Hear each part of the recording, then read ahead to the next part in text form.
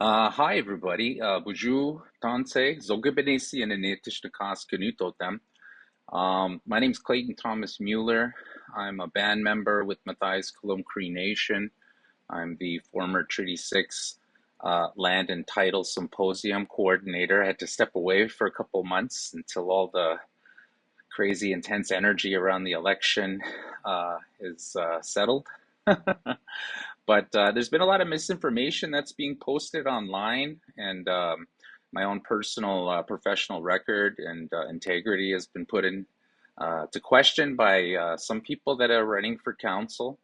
And I did want to share just a video of my final report that I submitted to council. I had to step away from the contract because I thought I would be able to do the symposium, in the time frame. They hired me in January. They wanted the symposium done in March.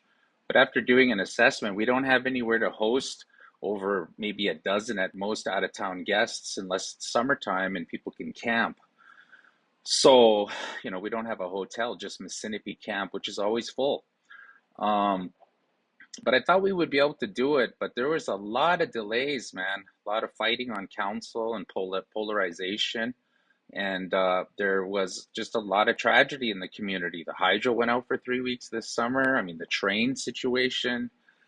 It's been a lot, and I wasn't able to do it in the time frame. And I let chief and council know that I had other contractual commitments starting in the fall, in the month of September, last month. So I had to step away. But I did make the recommendation to chief and council that we just sit on the budget for the symposium until election is done, and that we continue the work around the Treaty 6 Rights and Titles Symposium. The only objective of this project was to ensure that the community had an update from the portfolios of the elected councillors, to know the status of different issues that our nation is wrestling with, and to be able to make informed votes come election time. Um, all of the conversation and design of the agenda of the Treaty 6 Rights and Titles Symposium was aimed at getting mandate from the membership for the newly created Land Commission office that we're building for Matthias Colum Cree Nation. So I'm going to get into my report, and it has some recommendations of what we can do once the election's done with our new government, whoever that is. And, I'm just sharing this because, yeah, I'm not a bad person. I'm just an urban member that's trying to move home. I want to help our nation build out our fishery, and I want to build out a cabin for my family at High Rock, where my dad comes from, the late Peter Sinclair. And I want to hunt and fish and trap up there. I'm getting older now, so yeah, I'm moving home. Doesn't matter how upset people are about that. I'm a Sinclair and I'm a Hart. The following report details work on the Treaty 6 Land and Title Symposium project of Matthias Colum Cree Nation. Firstly, our band does not have a website, and we do not, as a First Nation, control our nation's social media platforms. We need a human resources director, a CEO, CFO, band manager, and communications director. We also need to create a communications unit, a human resources department, and a land management commission, which all must be resourced and staffed. In short, we must almost triple our current staff to handle Matthias Colum Cree Nation's current administrative and governance gaps, and our ambitions for growth and economic self-determination. Our legacy fund needs attention and to be fixed. Former Chief Arlen Dumas' administration secured this fund, which allowed us to lend funds to multiple departments within our MCCN government to eliminate our deficits, promising to pay the funds back over time. These loans were granted from the MCCN Legacy Fund to housing, education, Mississippi Airways, and other departments 3 administrations ago. The only loan recipient to pay back funds to date is Mississippi Airways. Our nation should be in a position at this point to fund critical infrastructure, social programs, and education. We should be well into expanding and diversifying our holdings and revenue streams off reserve through investment of the accumulating interest of our legacy fund. On the matter of treaty land entitlement, whether or not you're for it or against it, I personally am not in support of treaty land entitlement. That said, our nation has ratified it, and the current portfolio holder, Councillor Stephen Castell, hasn't done anything on the file for the 6 years he's been in elected office, which is challenging because this file is so entangled with a number of other files, including Alamos Gold, Granville Lakers displacement, the Leaf Rapids community. I mean, TLE is intertwined with Sheridan Mine. I mean, we'll get into that in a minute. But on TLE, we still need to move the files on the treaty land entitlement. Councillor Stephen Castell, portfolio lead for our nation, has not done anything by his own admission in over 6 years, with no explanation or briefing for his disregard as portfolio lead for our nation provided to our members. I mean, Stephen says he's against TLE and he's found some kind of other process that doesn't require us to go into agreements with the province of Manitoba, but he hasn't shared any of this. And but you know, they've been spending money out of that account for treaty land entitlement. So if they don't support it, why have they been spending money out of that account for the last umpteen years? Our nation ratified TLE years ago under former Chief Pascal Biggity. We currently have over 280 square miles of land sitting in limbo with no legal designation, which means there's no federal infrastructure funding to develop the land or to serve the population there, Granville Lake, for example. This problem is entangled with numerous complex issues. For example, the Granville Lake parcels MCCN has yet to select in our TLE agreement overlap much of the area Alamos and MCFN want to mine for gold. This is the thing that candidate Ken Biggity has been talking about. The 50-kilometer mine extension zone around the proposed Alamos gold mine site extends only south into our watershed towards Matthias Colomb Cree Nation and not Marcel Colomb First Nation. And this path goes right into the disputed land parcels at Granville Lake that we as a nation must decide on collectively. Another critical overlap is with the municipality of Sheridan and the Métis local. The decommissioned gold mine and its failing tailings pond are leaching and about to burst into one of MCCN's largest fisheries, Lake Kississing. This environmental crisis is due to the decommissioned mine's lack of federal or provincial maintenance or oversight. The company is long bankrupt and gone. The municipality of Sheridan and the Métis local do not have the tax base to deal with this crisis, and both have recommended that the dam be allowed to breach into Lake Kississing, which would foul the lake with tons of cyanide, leach heat, tailings contamination. This land is in legal limbo, and it is part of our TLE land parcel selection that we need to decide on to hold all parties accountable and to protect our Lake Kississing fishery.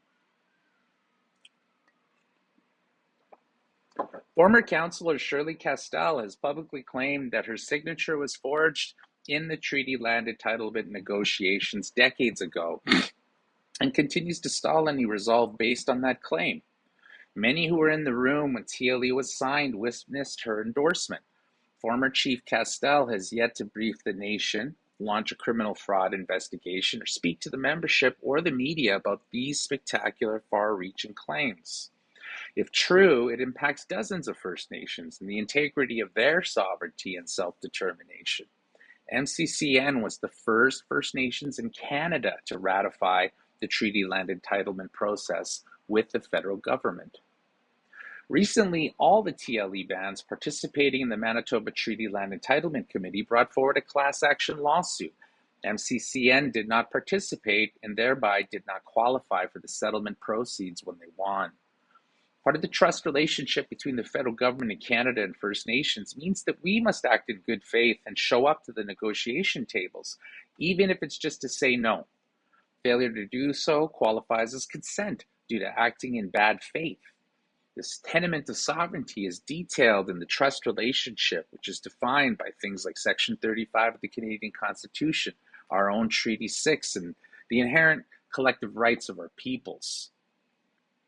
On the matter of cows and plows and treaty annuities, both cows and plows and treaty annuities claims to correct these historical wrongs are in limbo, as the council is yet to give feedback to a law firm that former Chief Lorna Biggety's administration hired over 6 years ago. This law firm duties include initiating, leading the research effort to identify missing names on the historical membership list of our nation and resolve both claims with the federal government. The former Chief Lorna Biggety and MCCN council she led have already used the treaty annuities claims as collateral for loans without consulting the membership for referendum. It is essential in due process that members understand the implications of this action, that we are allowed to give or rescind consent through form of referendum. These funds belong to our children. The interest provides the basis of economic sovereignty for our nation into the future. Forestry. The province of Manitoba has the most extensive forestry license on planet Earth, and it encompasses most of Matthias-Cologne Cree Nation's traditional and treaty territories. We have an ownership and profit-sharing scheme called Nakote with neighboring First Nations and Craft Paper International. MCCN is responsible for harvesting timber to provide economic wood fiber to the mill in the Pas, Manitoba, so that craft paper can fulfill its manufacturing needs. There is, however, a glass ceiling on the financial benefits for MCCN, as we are locked into selling softwood and hardwoods to the mill at a discounted rate. We could separate the hardwood and sell it to another mill for a much higher profit margin. At the very least, as part of this deal, MCCN and our First Nations partners should receive our yearly timber needs for housing and construction, since we own the mill and the harvesting rights. Because of the glass ceiling on seeking out the best price for our timber, the opportunities for growth in this current partnership are limited. Craft Paper's mission to find the cheapest wood fiber to produce the world's best paper, this corporate mission is at direct odds with the growth of our profits and our goals about sustainable harvesting, providing critical lumber for housing and maintaining public infrastructure in our nation's communities. Now, on the matter that so much misinformation that I'm attached to in the election debates are tied to the Land Commission office. So let's talk about that. Matthias-Cologne Cree Nation seeks to empower our nation's members to understand past work, current work, and new opportunities and challenges in governing our treaty, water, climate, land, and title. We aim to ensure our members are informed and actively participate in important discussions in our treaty and traditional territories. We also aim to inform the creation of a new arm of our governance that will significantly expand our nation's capacity, called the Land Management Commission. A Land Management Commission is a crucial component of our nation's capacity for self-governance and self-determination. A Land Commission will provide oversight in managing and maintaining agreements and consultations with all levels of government, as well as private sector entities impacting our rights, lands, and waters. The office will be a critical part of MCCN maintaining a brain trust on treaty, land, and title, and ensuring stability throughout changes in political leadership. The Land Commission will provide people and leadership with real-time access to historical documents and interviews, geosatellite mapping, science and traditional ecological knowledge, and technical briefings for our leadership in our nation's water, energy, transport, advocacy, land use planning, and communications infrastructure. All so that our people and elected leadership may have instant access to the most up-to-date information on managing our nation's land, water, and climate. The outcome of this symposium that people are saying is not happening, but it is going to happen after the election. The budget's there. There's, almost $100,000 there for this conference. The outcome of this symposium will secure a mandate for this exciting new part of MCCN governance and capacity. Now, some of the files a Land Commission office could be responsible for: treaty land entitlement, cows and plows settlement, treaty annuities, water protection policy, conservation, tourism, hydro, easements, litigations, and settlements, Natural Resources Transfer Act, litigation, impact benefit agreements, current and under negotiations, like, for example, the big debate and conflict with Alamos, but there's others, lithium mining, for example. Our transportation assets, rail corridor, Kuwait Rail Company, Mississippi Airways, roads and trails throughout our hunting and our fishing grounds. the maintenance, expansion, construction of the Port of Churchill, land use planning, harvester program, conservation, construction, and maintenance of culturally sensitive medicine resources and ceremony grounds, not to mention fisheries and trail construction, as I mentioned before. So during 2024 Treaty 6 Land and Title Symposium, our nation plans for a series of plenary keynotes and panels highlighting the most pressing issues in our Treaty 6 lands and title portfolio, which is currently held by Councillor Alma Hart.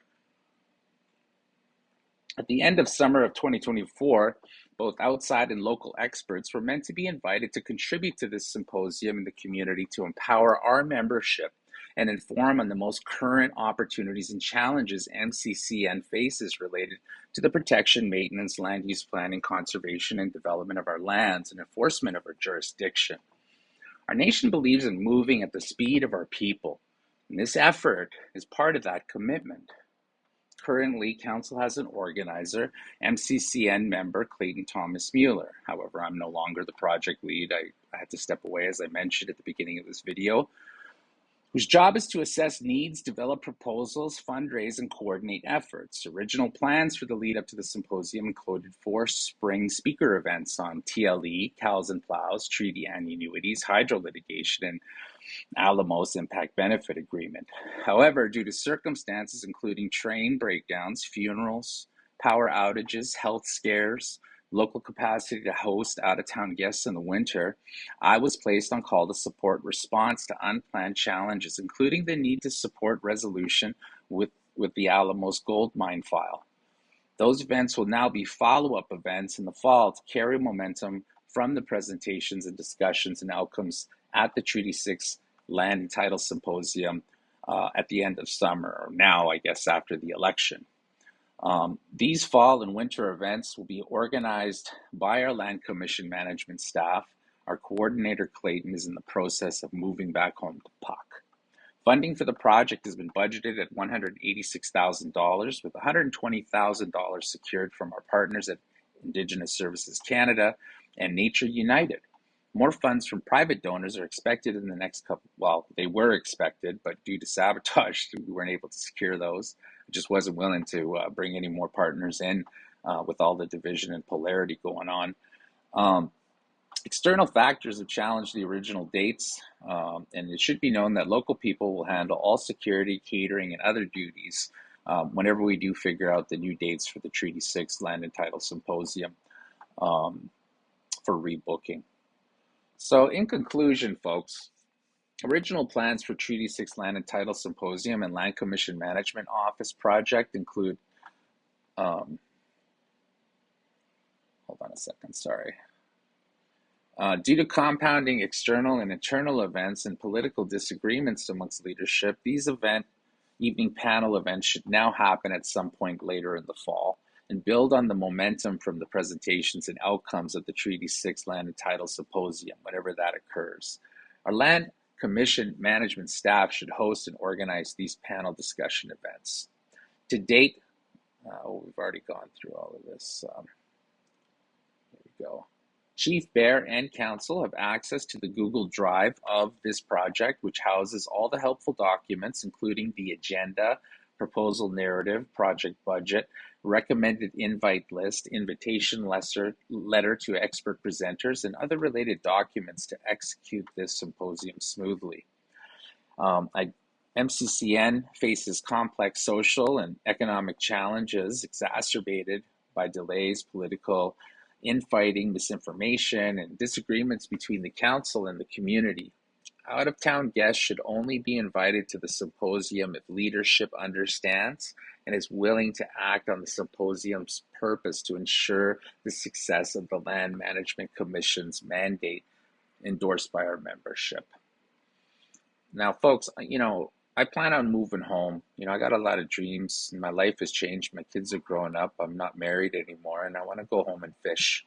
I want to build out our fishery and connect with my dad's, trap line, High Rock. I never did that. I grew up going to Jutate with the Hart Clan. I'm happy to work for MCCN again in the future, but certainly under a different contractual arrangement and with a transparent line management system that'll protect me and my work from micromanagement from other counselors and whatnot that don't have you know any reason to be criticizing me. Um, I should mention the stuff with Hud Bay Rail. Um, in our own rail line, and the fact that they're upgrading the rail line to the Port of Churchill, which we own. There should be some debate and conversation about that after the election.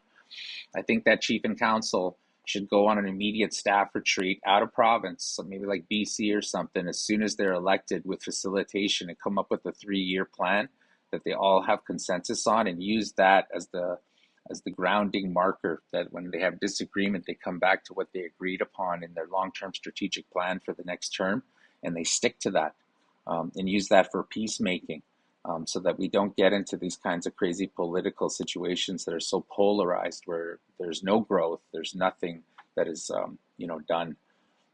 Moving home to the res is supposed to be every Native person's supposed birthright in these lands they call Canada, but it's almost impossible, I'm telling you that. At least I still need to figure out the magic trick to succeed at this task, because as you all know, there's a 40-year wait on housing in Puck. And even when you have a skilled paying job and you're employed by your nation, you still are homeless, which erodes your ability to do your job well over time. You can only stay somewhere and do decolonizing healing work if you have a sober, safe space to rest during the downtime. It takes work to maintain positivity and creativity, and I'm hitting pause right now on my current attempt to move north to Pugatawagan, but I'm not giving up on my dream for my grandkids to have a home on our land from which they can hunt, fish, and practice ceremonies. I'm just regrouping, and I'm waiting to see the outcome of the election in 8 days. So I'll see you all, in the streets of Puck and out on the land. And, my prayers for our leadership and for all our elders and our people, that we come to the realization that we're stronger together. The rights regime we're subject to is based on our collective rights, our collective relationship to our lands and resources, and our power to take on the settler colonial state to defend our interests in our homelands is based on our ability to work together. So I encourage you, whatever you do with this election, that you vote for the candidates that stand for unity and that are running on positivity and unity and unconditional love and the other tenements of the seven sacred teachings. I wish you all good luck, and feel free to engage this post.